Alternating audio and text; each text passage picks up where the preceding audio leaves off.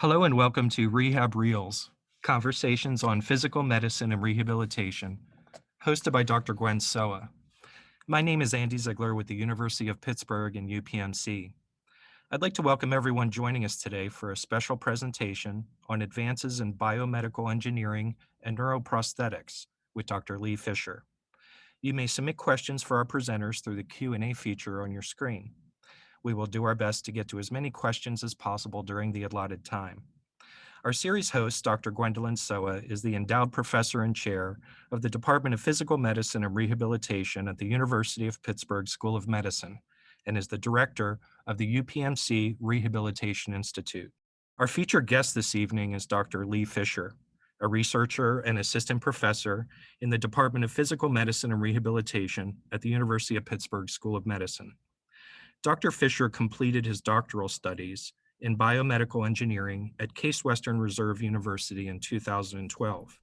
Dr. Fisher's research interests involve the development of neuroprosthesis to restore sensory and motor function after neural damage or disease, as well as exploration of the role of somatosensation in maintaining balance control during standing.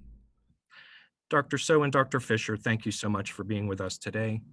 Dr. Sowa, the floor is yours. Thanks so much, and thanks for everyone for joining us today. You're in for a real treat from Dr. Fisher today. So as you heard, Dr. Fisher has quickly established himself as a leader in the fields of neuroprosthetics and neuromodulation, even relatively early in his career. So we're thankful that there's a lot more to come, but I know today you're going to really enjoy hearing about his many advances. He's an accomplished and brilliant scientist with a very unique and creative approach. And importantly, he collaborates seamlessly with clinicians to ensure that his innovative approaches and engineering approaches are going to be translational and ready for the clinics at some point. In addition to his amazing scientific accomplishments to date, he's also a very dedicated teacher, and he's been inspiring the next generation of scientists. So we're very lucky from that perspective. Amongst our students and residents, he frequently highlights them in publications and mentors them along the way. But what you might not hear about today, which I just wanted to mention because I think it is so important, is his incredible commitment to diversity and inclusion. He's a tireless advocate and has unique approaches to reaching and engaging a much more diverse group of future learners and future scientists. So I would say our future's in really great hands, both with his technological advances and in the plethora of people that he's training and bringing to the forefront of science. So with that, I'll turn the program over to Dr. Fisher, and we're really looking forward to your comments today. Thanks for those extremely kind words, Dr. Sowa. And thanks to all of you for joining us. I'm excited to get the opportunity to talk to you about some of the work that our lab has been doing that's focused really on trying to improve function and primarily for us and people with living with limb amputation. Although I'm going to give you a little bit maybe of a broader perspective about the work that our larger lab group does in the field of neuroprosthetics. Just to get started and sort of by way of introduction, I'm a member of the Rehab Neural Engineering Labs. We are a pretty large lab group. It's a collaboration of 10 faculty and somewhere in the neighborhood of 70 staff, postdocs, and graduate students. So we've got a big team. Our mission is to improve quality of life for individuals with neurological impairments by engineering new rehab therapies and technologies, which is maybe a little bit of a complicated way of saying that we build and test devices to try and restore function after injury to the nervous system.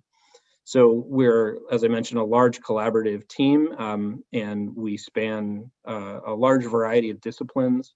So many of us have our primary appointments in the Department of Physical Medicine and Rehabilitation, but we also span the Department of Bioengineering, occupational therapy, neurology, and neurosurgery at Pitt. So we sort of have a nice mix of engineering, science, and clinical expertise in our group. You've heard the term neuroprosthetics a few times at this point. I thought it would be useful just to make sure everybody understands what we're talking about when we talk about neuroprosthetics. These are devices that we use to stimulate and record from the nervous system to try and restore function after neural damage or disease. And in our lab, we focus primarily on spinal cord injury, stroke, and limb amputation. In the video on the right, you can see some work that's done by some of the other investigators in our lab. So Jen Collinger, Rob Gaunt, and Mike Boninger, and their teams all work on a project where we implant electrode arrays into the regions of the brain that are responsible for controlling hand function and also sensing hand function. And in people with tetraplegia, so they're paralyzed in both upper and lower extremities, we can record signals from neurons in their brain and use those to control a robot arm. So the subject thinks about moving their arm around, and we can interpret the signals we record in their brain to allow them to move a robot arm around. And they can use that device to pick up objects, feed themselves, that sort of thing. So this kind of gives you a sense of the flavor of what neuroprosthetics is, although this is not actually the work that I do. I just wanted, it's a nice example of the kind of work in our lab. So, what is our goal in the work that my team does? Really, our goal is to try and restore function after limb amputation. Here you can see a couple of videos, one from Star Wars, The Empire Strikes Back, and the other from the 2014 version of RoboCop, showing sort of our dream of where we will end up, right? So after an amputation, in these cases, both of these are arm amputations, the idea would be to be able to give somebody robotic limbs that basically can restore all of the function that they had before the amputation. And importantly, one of the things you'll see in the video on the left is that as that robot is sort of probing Luke Skywalker's hand, he can feel that, right? So part of what we focus on is restoring a sense of touch and sensation that feels like it's coming from the prosthetic limb. So why do we care about restoring sensory feedback? It turns out that even if you have really good control over your hand and arm, if you don't have sensory feedback, it makes it very difficult to achieve activities of daily living. So in the video, I'll replay this video on the left. You can see this woman is striking a match. She reaches down, picks up the match, strikes it, and then blows it out. It takes about 5 seconds to do that. Now I'm going to replay the video on the right. Here she has had lidocaine injections into her fingertips. So her fingers are now numb, and she's trying to do the exact same task. This is a few minutes after the first video, and you can see that it's nearly impossible. She makes a number of mistakes. She drops the matches, and this task, which she was just able to do with basically no problem, ends up taking somewhere on the order of 30 seconds to a minute for her to accomplish. And it's far more difficult than it was when she had that sensory feedback. And so, for people that have limb amputation, in addition to the way we normally think about the impairments that come with those amputations, where they can no longer control the limb, they also lose sensory feedback from the limb. So there are somewhere in the neighborhood of 1.5 million Americans living with limb amputation right now. And there have been some really important and major advances in the design and actuation of prosthetic limbs. So you see a couple of examples here of sort of the state-of-the-art devices, which have many joints that are controllable, and they replicate a lot of the functionality of the missing limb, but there are still major problems with these devices. For people with lower limb amputation, there's an increased rate of falls. For people with upper limb amputation, there tends to be very poor adoption of devices, even with these most modern limbs. People, especially if they only have an amputation to one of their two upper extremities, they often just go without the use of a prosthesis, or even when they get one, it often ends up on the floor in the closet after a few months. And then across the board for amputees, both upper and lower limb, the vast majority have phantom limb pain. Something like 85% of people with an amputation experience phantom pain. And that is painful sensations that feel like they're coming from the missing limb. And these are often distracting or debilitating. They don't often respond to pharmaceutical treatments. And we really have a limited scope of options for treating phantom limb pain at this point. We think that all of these issues are at least in part related to the lack of sensory feedback from the limb. So we use sensation at the soles of our feet to maintain balance during standing.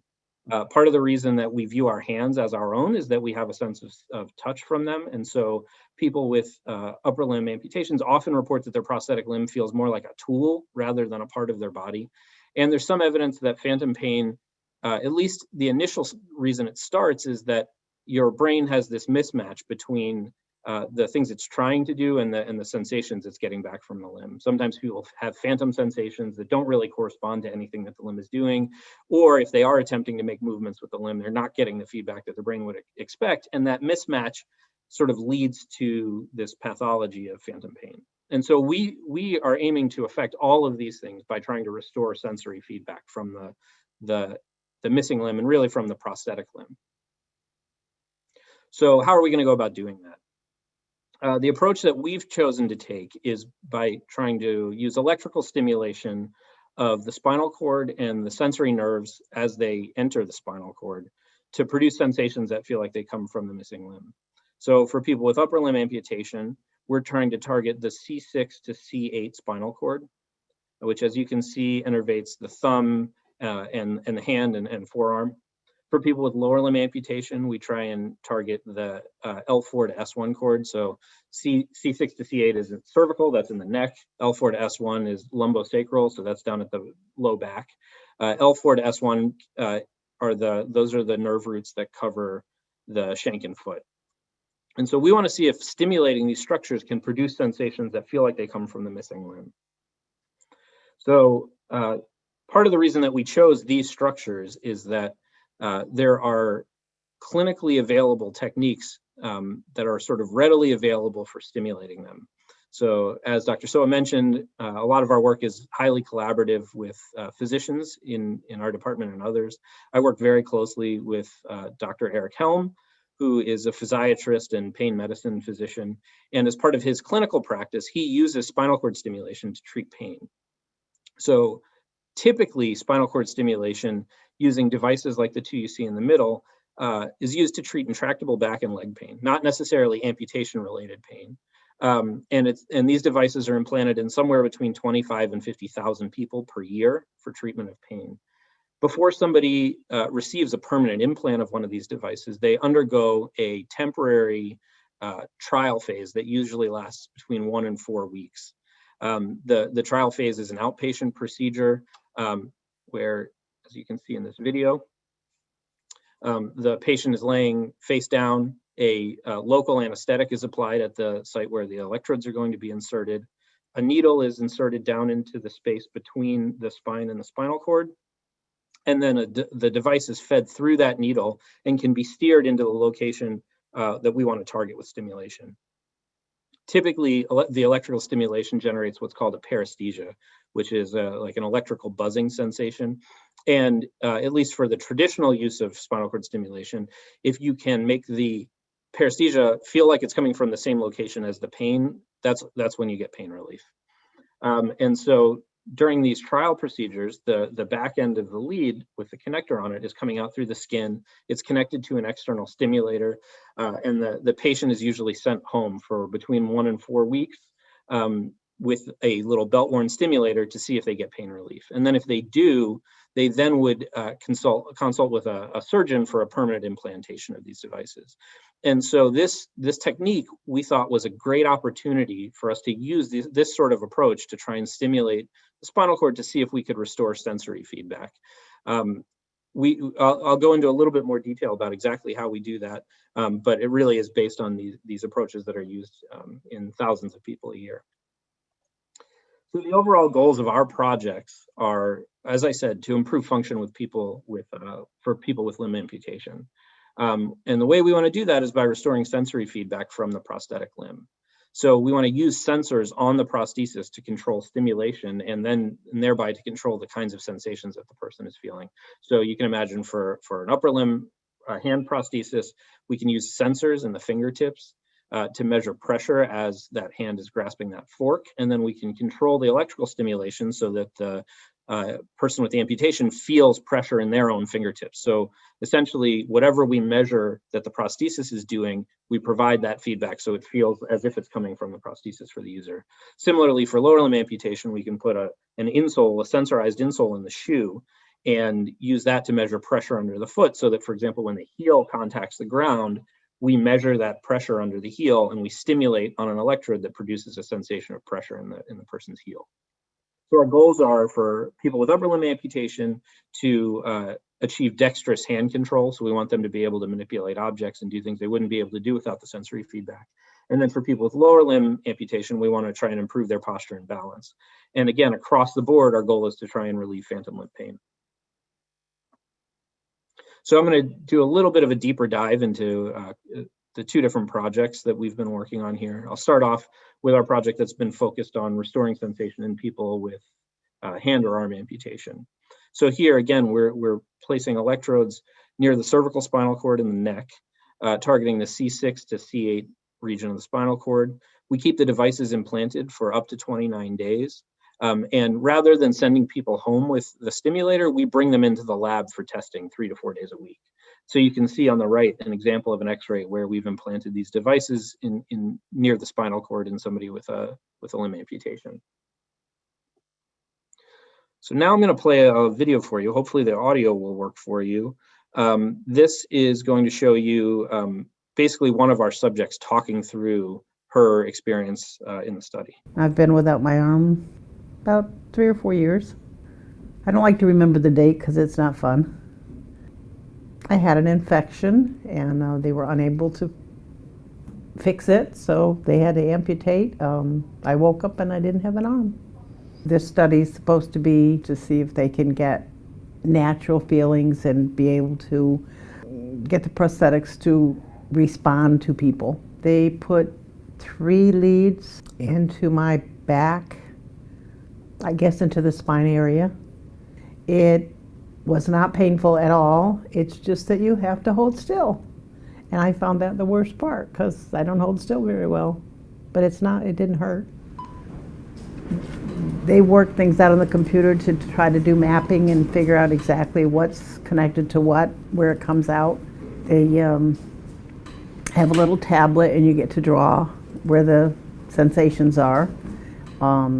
They have various little things they're testing. Hopefully now we're going to try to test on the amazing arm. It's startling to see things or feel things move when I know there's no hand there, but I can feel it. And they can make the palm of my hand feel like it's the palm of my hand. It's pretty exciting. Now my forearm back towards my elbow. You have to wonder what it's going to do and what it can do and what it'll eventually do when it's actually finished and ready for people to have. And I'd like to think that the next people, the younger people coming up, are going to have all this already for them. So that gives you a sense of what's involved in the experiments. The kinds of things that we are trying to measure are where do the subjects feel sensations? What do the sensations feel like? And can we control the intensity of those sensations so that we can give them a sense of light touch versus, a stronger pressure if they were grasping harder, for example, with a prosthetic hand. Here are some examples of the sensations that our subjects have reported. So to date, we've done these experiments with 4 people with upper limb amputation. There's a few things I want to highlight about these results. So as you look across the subjects, you'll see that we have amputations that range from transradial, meaning between the wrist and elbow, all the way up through a shoulder disarticulation, meaning the entire arm was missing. And the amputations also span between 2 and 16 years before the subjects were involved in the experiments. And across all 4 subjects, despite level of amputation or time since amputation, we were able to evoke sensations in the missing hand. And those sensations ranged from a single finger or thumb or a region on the palm up through sensations that span, the entire hand. And so we were excited that this was something we were able to do. Next step we needed to do was to actually characterize these sensations. So the first thing we did was we looked to see if they were stable. And there were sort of 2 ways that we explored the stability of the sensations. And then just for a sense of why that's important, you can imagine that if we stimulate on a particular electrode and every day it does something different, that would be really hard for us to implement in a prosthesis because every day we would have to retune the stimulator so that it was doing something useful. And so here what you can see are X-rays that were taken at the time of implantation and then a month later. So the black boxes in these x-rays show where the electrodes were at the time of implantation, and the white boxes show where they ended up a month later. And you can see that we do get some movement of the electrodes as we go from subject 1 to subject 4. That movement got progressively smaller as we sort of worked through the process of anchoring the devices. Importantly, when we think about the sort of scientist-clinician relationship, there was some, I think, really important learning that Dr. Helm did here, that helped to improve his clinical practice, as well as that it helped us with our experiments. And so there's this nice two-way relationship that we get out of these kinds of experiments. On the right, you can see the amount of movement of the leads that we measured between the intraoperative x-rays week 1 and then each of the subsequent weeks after implantation. You can see we would end up with a fair amount of migration in that first week, so in the intraoperative versus week 1. But then after that, we get nearly zero migration in each of the subsequent weeks. So we get a little bit of movement at first, and then everything sort of stayed in place after that. That was also reflected in the sensations that subjects were reporting. So here are examples of a single sensation from each of our 4 subjects over the 4 weeks of testing. And you can see that, so for example, in subject 1, we were able to evoke this sensation on the side of the palm, and that sensation stayed in that same location for all 4 weeks. Or in subject 4, we get the sensation on the thumb. Occasionally, she may have reported it as larger regions of the hand, but you can see she was always reporting the sensation on the thumb. And so, we were able to get these sensations that stayed in pretty much the same place from day to day. You can see here that subject 2 was explanted early. That was for actually personal reasons. He decided he wanted to finish up the study early.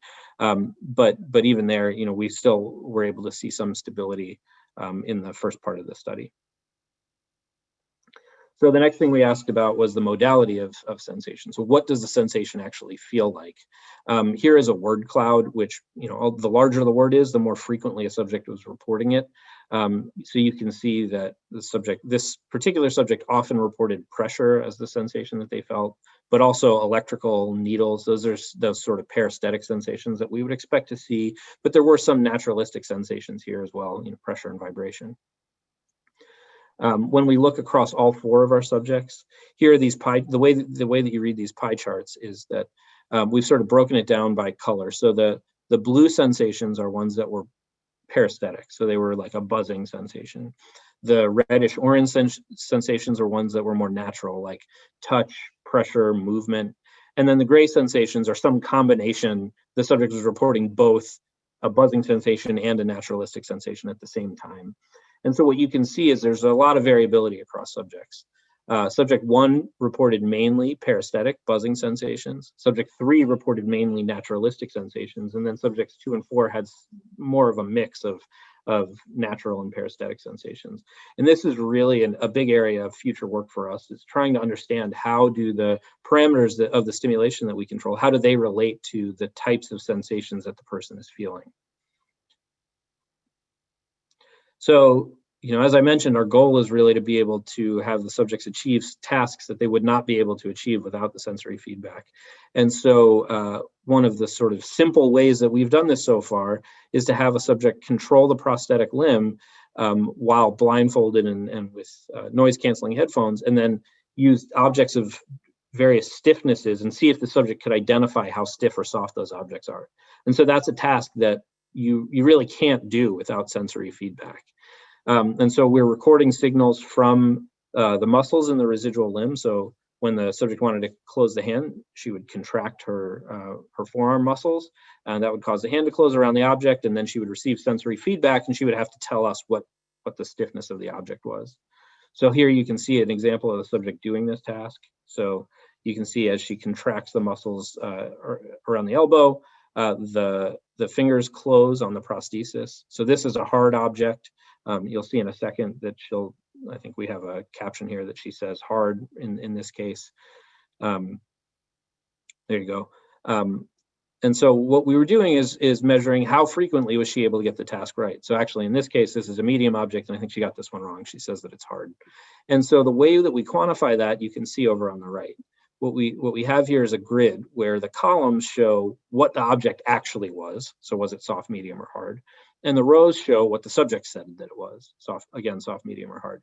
So if she was getting every answer right, what you would see are white boxes just along the diagonal. So we presented a soft object, she said it was soft. We presented a hard object, she said it was hard.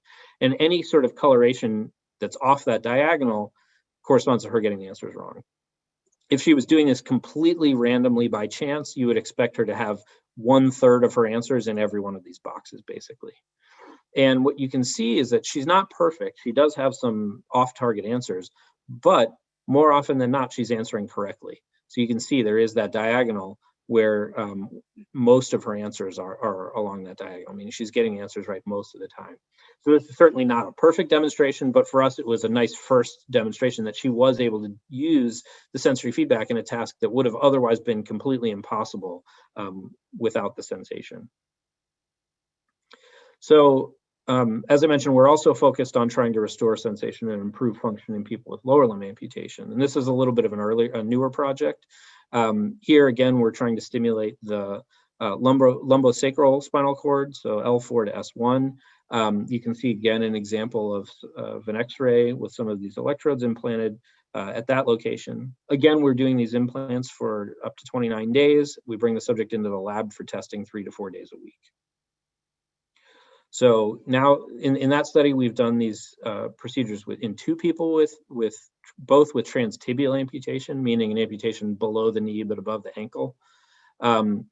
We have amputations of 1 and 7 years. So again, a pretty good age span or span since the amputation.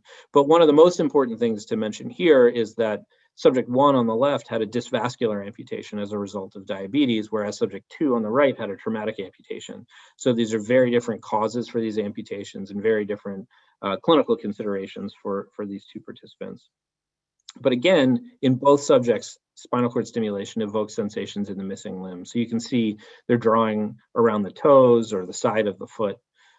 We do see some differences here. So we see the subjects also reporting that those sensations extend up onto the residual limb. So on the back of the thigh, for example.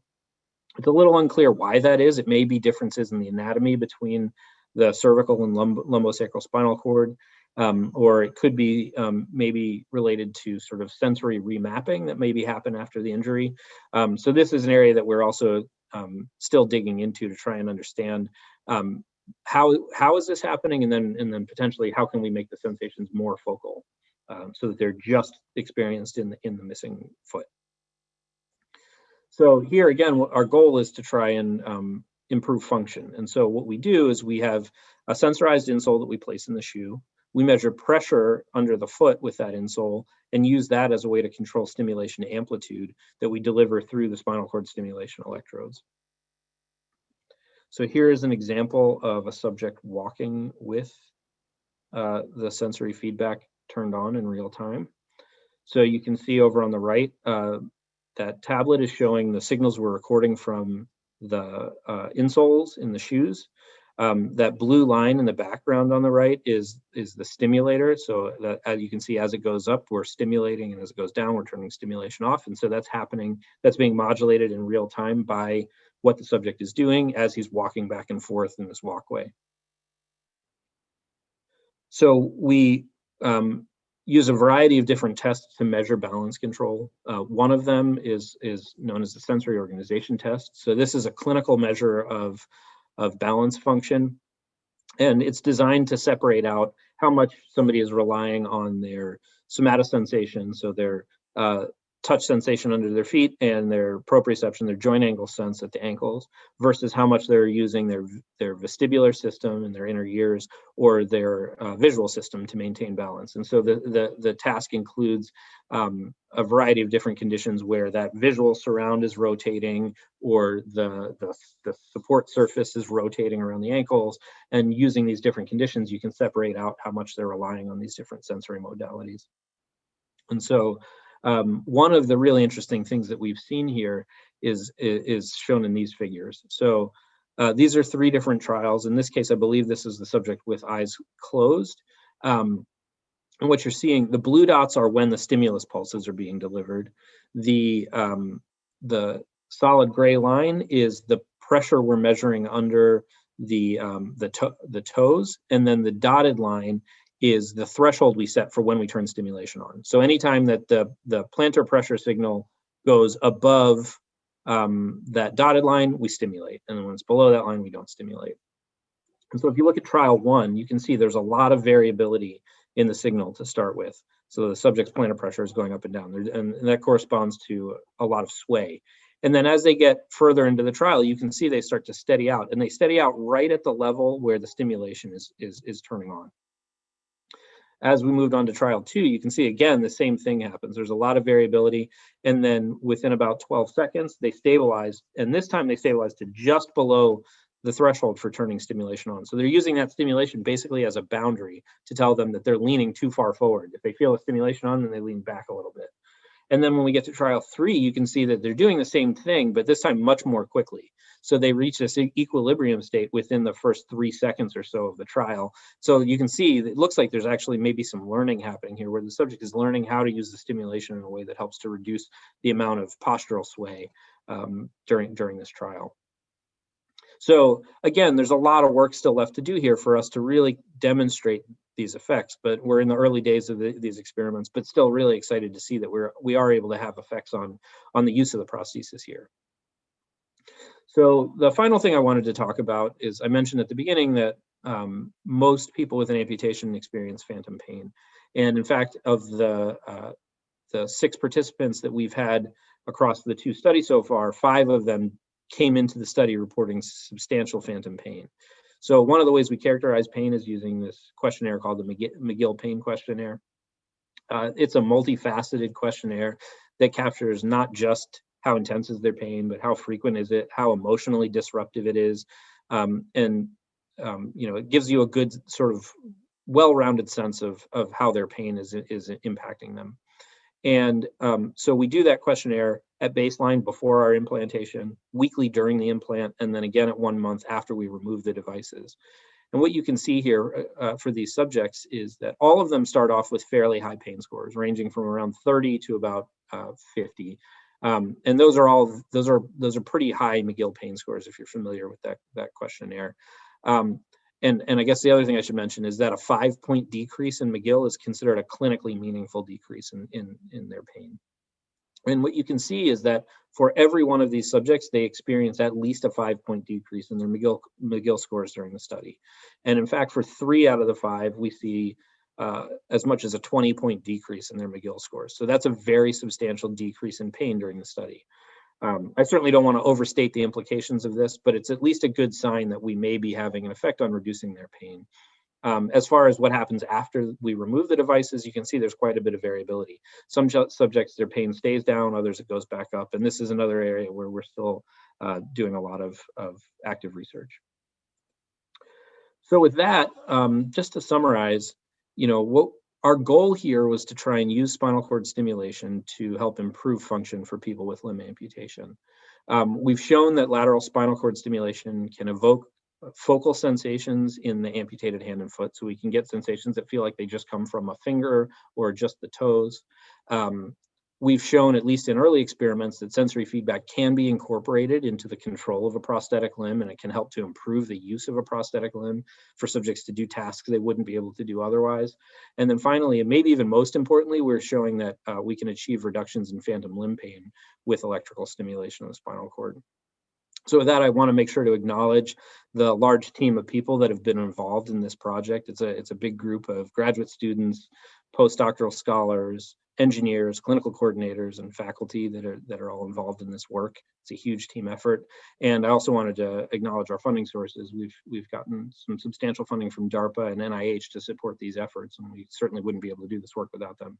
So that is my talk. So thank you all for your time, and I will hand it back over to Gwen now, I think, to open up for questions. Yeah, thanks so much, Lee. This is so exciting to see how this work is progressing and really closing the gap between the sci-fi movies that you showed at the beginning of the talk to reality. So while people are thinking of their questions, and please post in the Q&A section questions for Dr. Fisher, I'll maybe kick off with a few questions. And One, I'd be interested in your comments in terms of what are really the next steps for this? What needs to be refined or adjusted or done additionally to get this ready for prime time, to get this ready to be able to be in the hands of patients, not simply in the laboratory? Yeah, thanks for that question. So, we use this approach with the sort of trial phase where the electrodes are coming through the skin. And that approach is certainly, it's been a nice one because it's allowed us to get started quickly in doing these experiments. But in the long term, that's not how you want these systems to look, right? What we would like is fully implanted systems where you don't have anything coming through the skin, so you don't have that infection concern. There's cosmetic benefits to having the device fully implanted, and it just makes it so that the person using it doesn't have to think about it as much. And so, the challenge there is that devices traditionally used for stimulation, for spinal cord stimulation, are fairly simple. Normally, spinal cord stimulation, you turn it on and you leave it on all day. It's on at sort of this constant level all day, which is really not what we need, right? We need to be able to turn it up and down very quickly. And the implantable devices aren't really ready to do that yet.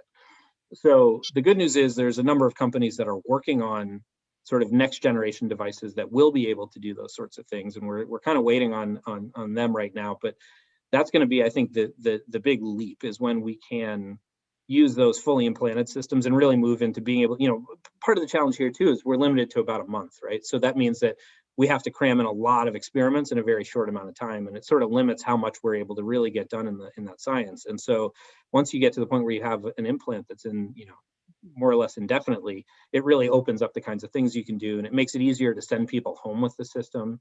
So that's, I think, that's the big area that's going to really help to move us towards widespread translation.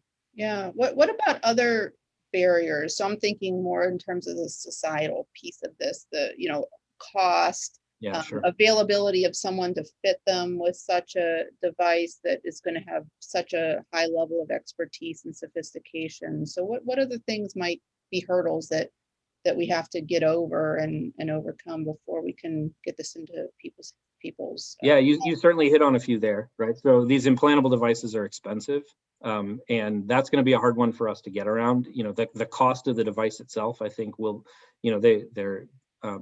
they tend to be pretty expensive. There are definitely challenges around sensorization of the devices, right? So prosthetic limbs that are available right now don't have sensors on them. We've had some projects in the lab to try and work towards building sort of sensor systems that are general and could be used on whatever prosthetic limb you may have. So that if you have a limb already that doesn't have sensors, you could sort of, like a glove you could put on that would have sensors in it. As far as the cost of implementation, right, we have a huge team of engineers, and that's obviously not really feasible in the long term. So some of the other things that we're working on now are using imaging and computational modeling to try and understand how can we efficiently implement the stimulation in a way that doesn't require a team of engineers to do it. So the idea would be you go in and collect MRI and CT images so that you can see where the electrodes are. And then you can build a computer model that realistically mimics that particular person's anatomy. And then you can use the model to figure out, okay, well, if we want to stimulate this particular region of the spinal cord, what set of electrodes should we use and what stimulation parameters should we use on those electrodes?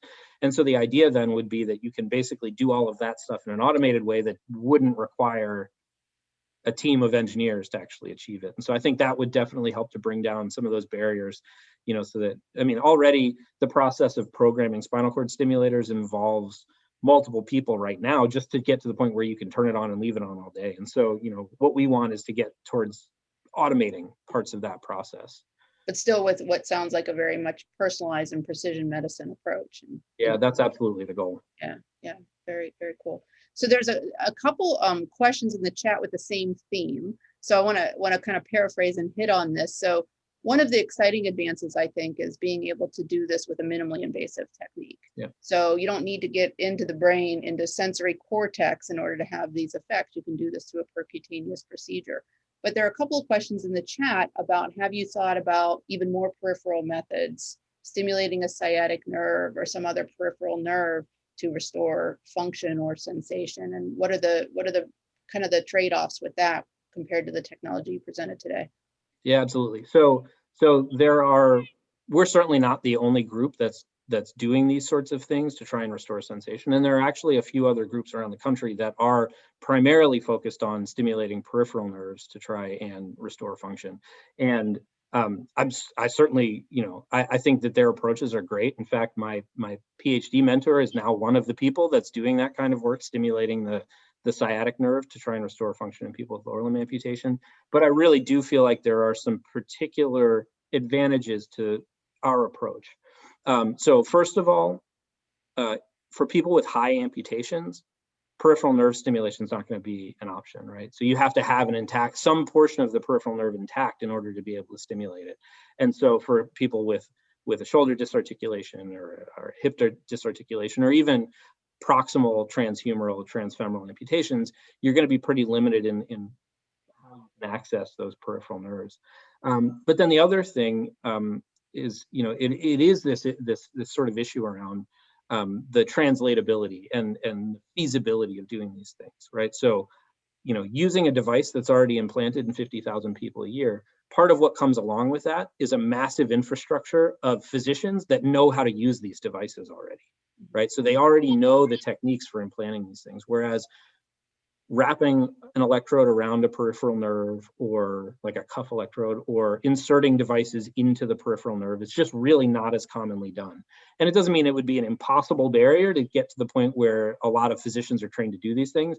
But if you're thinking about how to get these things out of the clinic quickly, using a technique that's already being used in 50,000 people a year just really provides that pathway to get it done. And so, basically every major medical center around the country has somebody doing spinal cord stimulation. And so, it makes that process much more straightforward. Yeah, well, that really highlights the team science approach you've taken and how important it is to learn from each other. And I wonder if you could just comment for our listeners about the advantages of that approach.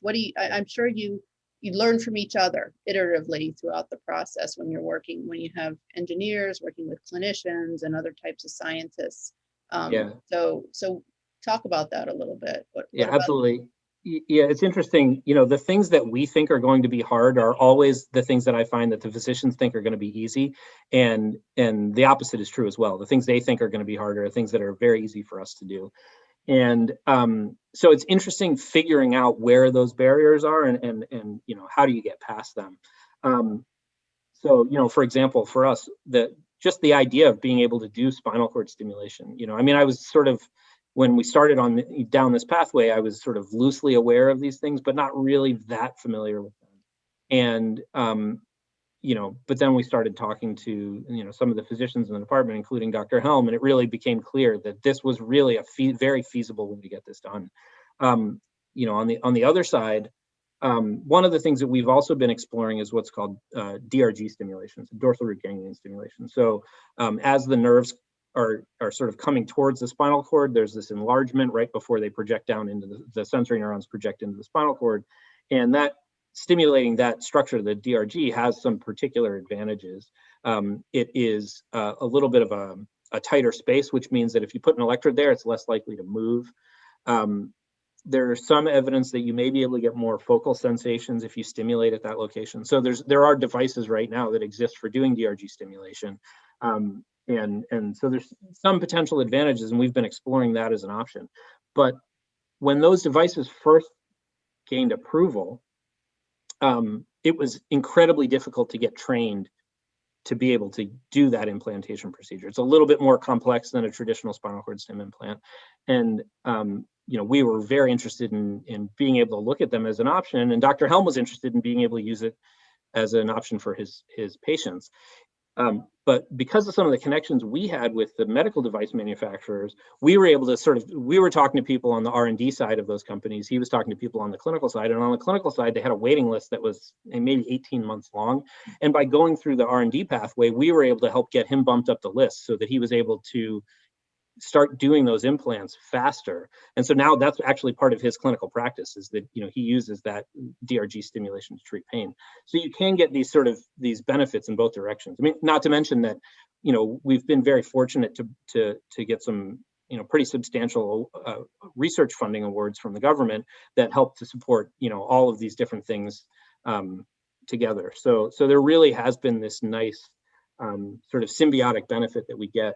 And, I find that I constantly learn things from him about, the part of the challenge for an engineer is you think what somebody with some particular condition is going to care about, right? We have in our minds, we imagine what are the priorities going to be for somebody with a spinal cord injury, and we almost always get it wrong.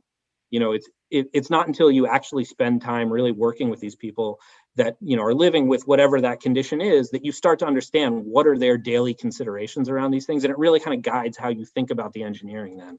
And so that's been a huge benefit for having these relationships. Absolutely, absolutely. So there's another theme coming through the Q&A, and that is, you talked about using these technologies. They've traditionally been used for modulating pain, and you're using them now to restore sensation in a lost limb. What about restoring sensation in other neurologic conditions, a limb that's lost sensation for other reasons, but the limb itself is still intact? Can you talk? Yeah, that's a great question, and it's an area we haven't really gotten into yet, but that I'm very interested in and thinking a lot about. So for people that end up with a dysvascular amputation as a result of diabetes, often they've had loss of sensation in those limbs for years before things get to the point where they've escalated to the point that they need the amputation. And often part of the reason that they end up with that amputation is, with that lack of sensory feedback, you sort of have this lack of awareness of the limb. You may get injuries to the so you get skin injuries that you don't pay attention to, they don't heal, and then you end up with infection and an amputation. And on top of that, people with for example, with diabetes often have substantially impaired balance control, so that they're at a higher risk of fall. So even if they have not had an amputation, they still have a lot of these same considerations. And you have similar considerations with loss of sensation as people age. And so these are absolutely areas that we're really interested in. Amputation, it's often you start with the case that is sort of most stark and most obvious as the clinical implementation that makes the most sense to start working in, and that's certainly the case when you're thinking about loss of sensation with amputation. But yeah, for sure, like peripheral neuropathy,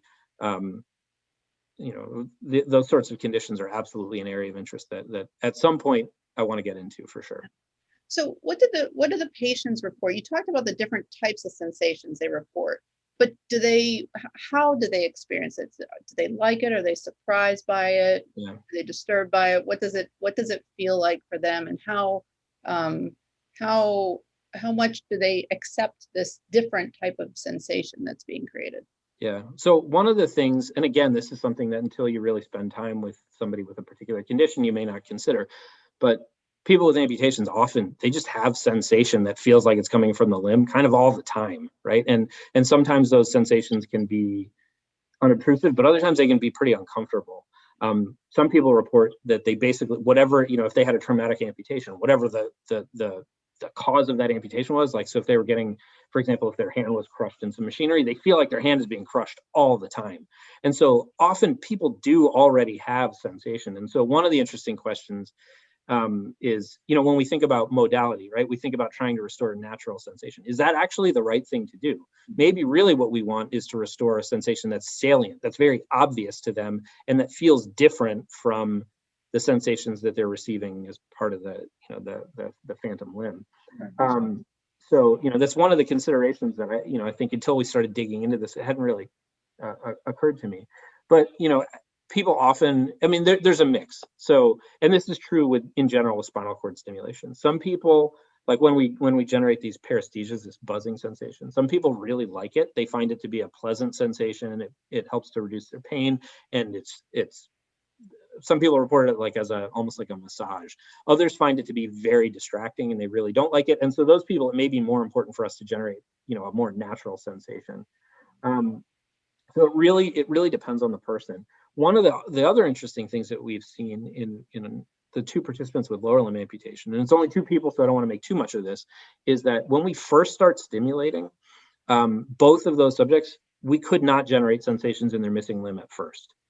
And it took about a week or two of stimulation every day before they started reporting sensations in the missing limb. And I mentioned a little bit, there may be this sort of sensory remapping phenomenon, but it's interesting. Like you bring them in and they're super excited to start the stimulation. You turn it on and it's like, well, I don't feel anything. And then you start turning it up, and that whole process is really interesting, trying to sort of manage expectations. Some of the experiments are they can be a little boring actually, because you're just stimulating and like, okay, over and over again, what do they feel? And so it's sort of, getting them prepared for that. I think it's really where you start to improve function. That's where, it's reduction in pain and improvement in function. Those are the two places where I think you see a lot of excitement from people. And in fact, this is another example of this sort of relationship, the clinical science relationship. We had a participant who liked the spinal cord stimulation and the reduction in pain so much that he then started pursuing a permanent implantation of a spinal cord stimulation system for pain. So again, some people really like it, others find it sort of interesting. And once they get to that point where it's helping with function, that's where you really see them sort of getting excited about it. Yeah, you mentioned that some don't like it as much, but a question that came up is, have you seen it where it actually makes the pain itself worse? So fortunately we haven't, right? And that was definitely something that we were, certainly considering and concerned about when we started these experiments. And so there's a few things that we do to measure pain. So we do the McGill Pain Questionnaire weekly, but then we have a short form McGill questionnaire that takes about 2 minutes to fill out. And we do that 3 times a day when they're in this. So first thing in the morning, lunch break, and then before they leave at the end of the day. And we also have them using a visual analog scale, again, like 3 times a day.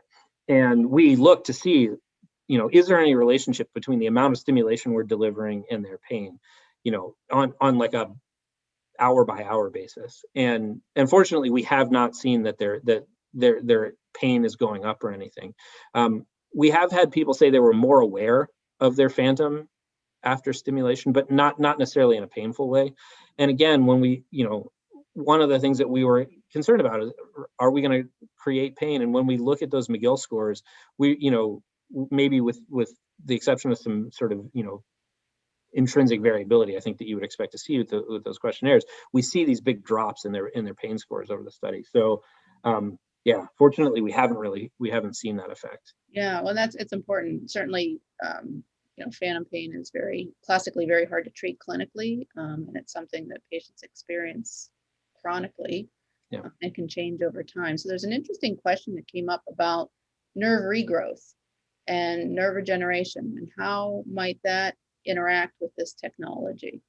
Yeah. So and there's some really exciting things there. I think they're a little bit more on that sort of long time scale, but well, actually, there's maybe two answers to that. One, I'll do the long time scale first. So the idea there would be building devices that the nerve can actually grow into, so that you get much closer contact between your electrical stimulation devices and the neurons, and so you have much tighter control over what those neurons are doing, right? I mean, with the electrodes we're using now, we're stimulating maybe thousands of neurons at once, as opposed to individual neurons, and you can actually in the neurons that innervate your fingertips, you can detect like action potentials in a single neuron in your fingertip. Like if you stimulate just one neuron, you can feel that, and it feels like pressure in a focal region of your finger. So we're stimulating thousands of neurons, whereas you typically operate in the tens or hundreds when you're manipulating an object. And so getting to the point where you have more focal activation, that will likely lead to smaller sensations and less of that paresthesia. Part of the reason part of the reason you get paresthesia is because the nervous system's not used to everything kind of firing all at once together. And so if you can separate that out so that you're controlling these things a little bit more independently, you're probably going to get more naturalistic sensations. So that is one of the goals for sure in our field, is to build those kinds of devices that the nerve can grow into. There's another approach that's being used in the now actually in the clinic, that's called targeted reinnervation, where you can actually take the nerve and reattach it to a muscle somewhere else in the limb that's still intact, and the nerve will grow into that muscle. And then you can use, so primarily it's been used as a way to get signals out, so control signals to control the prosthesis. You can record signals now from that muscle, and when the person, as let's say you do it at the biceps, where it used to be that they would think about moving their elbow, now they think about wiggling their finger, and you can record muscle activity in the biceps, and so then you can use that to control a prosthesis. But it also works in the other direction. Those neurons, the sensory neurons, will reinnervate the skin nearby, and so you can touch regions on their arm, and it'll feel like you're touching their fingertips.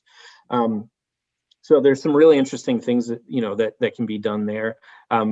That it's a complex surgical procedure.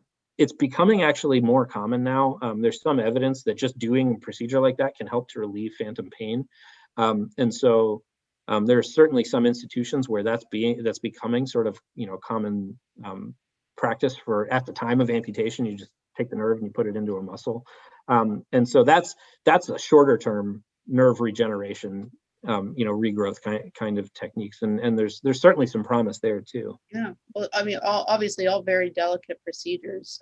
Yeah. Another question that came up is if you've ever seen any additional damage to the nerve as a result of some of these implantation procedures. Certainly, Yeah, that's possible clinically, but I wondered in your hands, in the research, if you've seen that. So fortunately we have not. It's definitely something that we pay close attention to. The rate of complications with spinal cord stimulation is very well understood, and it's pretty low. The biggest risk is infection risk, actually, right? You have this device, even if they're implanted, that's still the most common risk, is infection or lead migration, so movement of the devices. Those are the two biggest risks. And then when you get into other risks, so spinal cord injury, hematoma, those sorts of things, that dural puncture, those become much less common. And fortunately, we have not seen any of those kinds of complications with any of our participants. Here. Well, so this is great conversation. We're unfortunately coming up to the top of the hour. Maybe I'll just leave us with one last question, and that is, you mentioned several times what you've learned from the research subjects themselves and their perception of things and their sense of what's important to them in terms of functional restoration. And one thing I've been so impressed with your research team is how the research subjects are not research subjects, but part of the research team themselves, and really seem to be integral members of the team. And I wondered if you could just speak about that, because I think that that's such an important thing as we think about a patient stakeholder, and how the patients themselves and the subjects themselves can really define the direction of the research. Yeah, absolutely. I mean, first of all, we ask a lot of our research participants, right? So we're doing we're implanting devices, and then we're asking people to come into the lab. It's more or less like a full-time job during that implantation period. And so we are asking a lot of them, and so first of all, absolutely, they are a part of the team. They play a really important role there. And we've learned, from very simple things like how to make sure that the wire that's coming out of the skin, they're the one that has to sort of manage it when they're at home. How do we what can we do to cover that, to make sure it doesn't break, or it doesn't get pulled on? We've had great suggestions from them about those things, but then also really thinking more broadly about these things. We've had subjects that range from pretty heavily impaired, having pretty limited mobility or limited use of the limb, all the way up through like marathon runners. And you really get to see this sort of these differences in priority, the things that they care about. We have to think, as far as like thinking about clinical translation of these things, we have to think about usability, right? If you give them a device that's incredibly complicated, they go home and it's going to take them 45 minutes to put it on every day, or to get it set up every day. It's completely useless. And so if you're not having them involved in that part of the process and getting their feedback and figuring out what's working with them and what's not, you're going to end up with something that's, it's not useful. Yeah. So yeah, it's critical in the things that we do. Yeah. And it's such a wonderful example of how team science is really across the whole gamut. It's great. So Well, thank you so much. And great discussion. And it's really exciting work. I thank everyone who attended today. And I'll turn it back over to Andy to close us out. Yeah, thanks, Gwen. Dr. Sowa, Dr. Fisher, thank you so much for such an informative presentation and a great discussion. For anyone who had a question we were unable to get to today, or if you would like to learn about ways to support the initiatives of the Department of Physical Medicine and Rehabilitation, please contact me at raz37@pitt.edu. Dr. Sowa and Dr. Fisher, thank you again. And to everyone who joined us, please be on the lookout for future sessions of Rehab Reels, and have a wonderful evening.